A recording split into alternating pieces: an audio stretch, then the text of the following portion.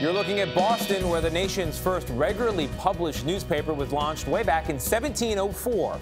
After that, many Americans learned what was happening in the world after their newspaper landed in their garden or driveway. In fact, many Americans still get it that way.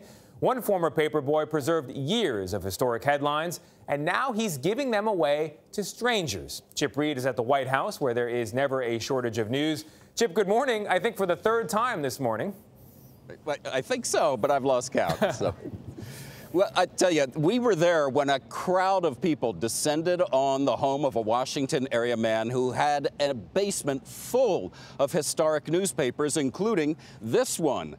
Thursday, October 5th, 1933, Toledo Blade. Over here, British speaker denounces Hitler, a very early story on Adolf Hitler. Now, this gentleman couldn't find anybody who would take the whole collection, not even libraries, so he decided to just put them out front of his house for anybody who wanted them. Come on in. Fittingly, at the foot of his driveway, this former paperboy shared treasures. There we go. He waited decades to deliver. Nearly a century of history. Government lawyer Greg Weinman kept, packed, and stacked in the back of his basement. Each meticulously wrapped plastic bag, its own time capsule. In all, more than 2,000 yellow, brittle broadsheets immortalizing events that changed America. From Dallas, Texas, the flash, apparently official. The world. Paris is free. And beyond. It's one small step for man. The earliest editions he inherited from his grandfather. Starting when he was about 12, he would save major headlines, much to his mother's chagrin and dismay.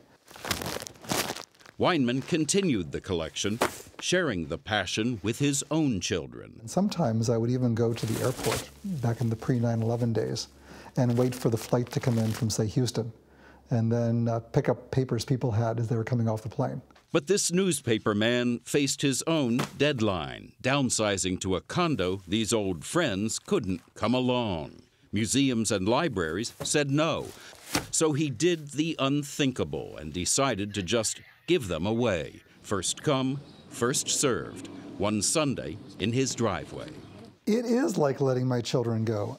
And for hours, people did come with boxes and babies looking to lay their hands on history. Under attack. It's 9/11. Oh, my gosh. Some hunting for headlines they'd lived through. I was actually there in St. Peter's Square when the Pope was shot. Wow. So now I had the full connection of even having the paper. Others for headlines from a bit before their time. 1926. That's before you were born, right? Yeah. Requiem for a Beatle. There we go. Everything.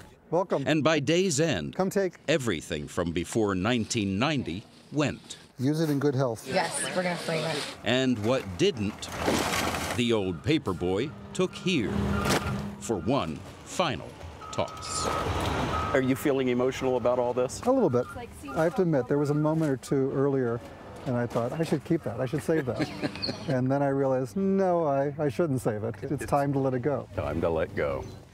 We asked Weinman if he might have an irresistible urge to start collecting them again in his new condo. He said no, he's taken care of that problem because he no longer subscribes to a newspaper. The end of an era. Anthony? Oh, that hurts. That hurts. Chip, thank you. Chip, what a great story, Chip.